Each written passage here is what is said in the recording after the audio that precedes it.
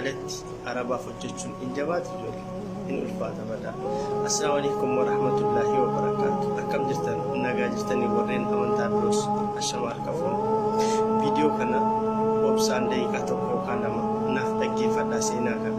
Obboleettiin keenya waggaa 15f mana arabaa fagaatti mindaa tokko maleedha. Yoo sitti dhaga'ame viidiyoo kana sheer gootee qaama dhimmi ilaallatu bira akka nuuf geessu kabaja Oromummaatiin isin gaafadha. Kabaja guddaa jechuudha. Akkas ture maqaan isii Hawwaa Huseen jedhama. Kan isin itti dhalatte immoo godina Arsii Bahaa aanaa Hexoosaa Itaayyaa bakka jedhamutti dhalatte.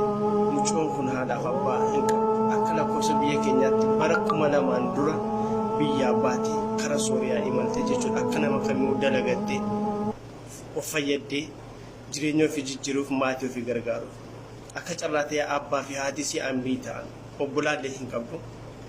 Seenaa kana kan naaf hime obboleettii isii kan gara abbeeraa biyya kana keessa kan jirtu baay'ee boossi baay'ee tokko gadditee qalbiin cabee waa'ee mucoo dheengadda biyya ordoo moo'isatti mucoo madaamiin akkas maallaqa siin kennu jettee irratti dhuftee keessaa na dubbiste nama itti dubbadhuun dhabee jette.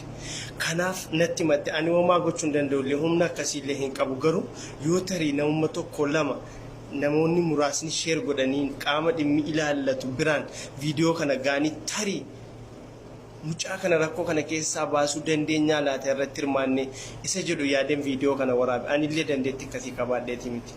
Rabbiif jecha sheer goone rabbiif jecha mucoo kana karaa isin ittiin maallaqa si waggaa 15 natsaa kan hojjechaa jirtu mana arabaa biyya Sooriyaatti isiniin jedheetiin jira.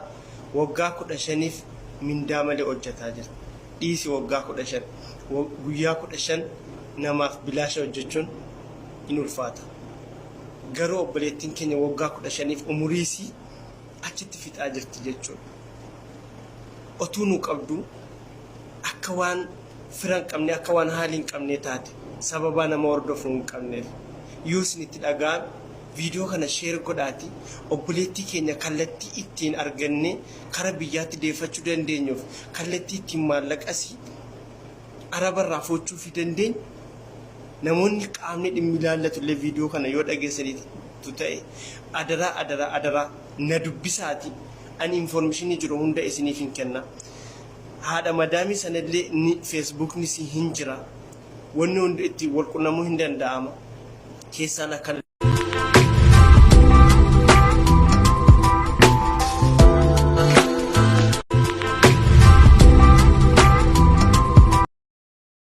ያለሁት ቆንስላ ነው። ትናንትና የተነሳው ቪዲዮ ያው ቢሮ ላይ ነው።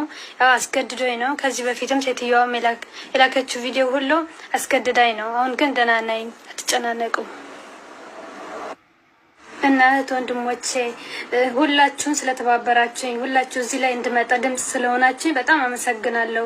አሁን እኔ ደህና ነኝ ማለት ድምጽ ስለሆናችሁ ሁላችሁም አመሰግናችኋለሁ። አሁን ኢትዮጵያ ቆንስላ ላይ ነኝ። ኢትዮጵያ ቆንስላ ላይም አመስግኑልኝ። መደወል የሚፈልግ ካለም ራይል ላይ ደውሉ። ማግኘት የሚፈልግ ካለ